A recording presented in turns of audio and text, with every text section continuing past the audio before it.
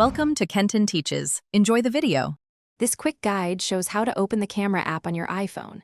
Start by waking the iPhone with the side button or home button. On iPhones with Face ID, swipe down on the lock screen to open camera. On older iPhones, press the home button and tap the camera icon to open. You can also pull up Control Center and tap the camera shortcut to open. Each method lands you directly in photo mode, ready to frame and shoot. Tap the screen to set focus and exposure on your subject before shooting. After tapping, drag the sun icon up or down to change exposure manually. Use the grid setting to apply the rule of thirds for better composition. Pinch to zoom or tap the 2x or 0.5x button to change framing quickly.